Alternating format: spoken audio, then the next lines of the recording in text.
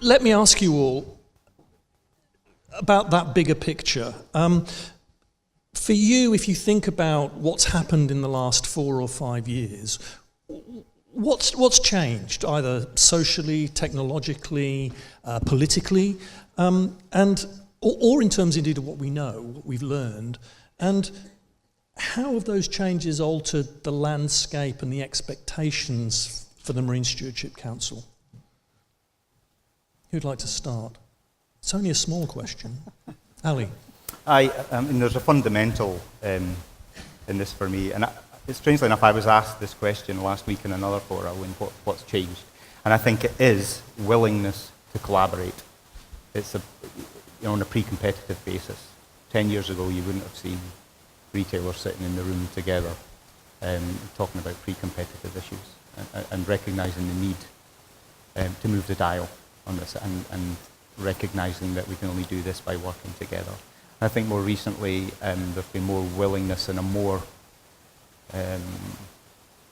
adaptive approach by some members of the NGO sector who historically might have taken a very, very hard view on issues, or recognising that that probably isn't the way to drive improvement, and that by maybe taking a softer view and engaging in the dialogue, maybe achieving outcomes in a slightly longer timescale than they might need is actually the way to deliver change.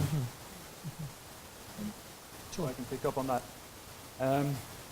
Well, if we go even further back than 5 years, I think over the last decade, things have changed fundamentally in the industry with the collaboration and cooperation across the industry with NGOs and with companies. And I think that the MSC has been an amazing catalyst for the way that sustainability has become embedded into the individual companies' strategies.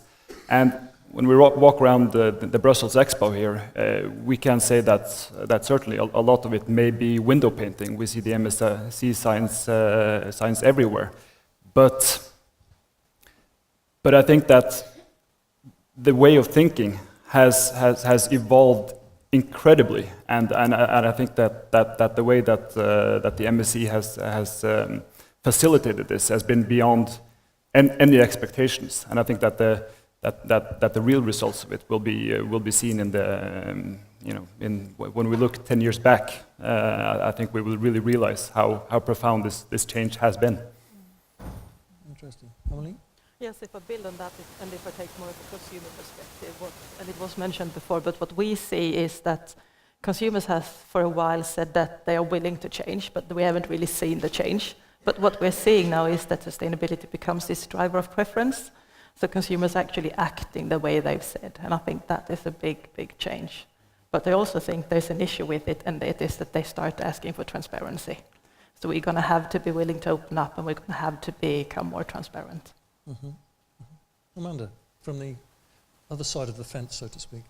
Well, I would hope at this point that speaking on behalf of an NGO doesn't put us on the other side of the fence, given the importance of collaboration as it's been outlined. I would say, I'll go back even further and say, since the inception of the MSC, there has been a large-scale change across global fisheries governance.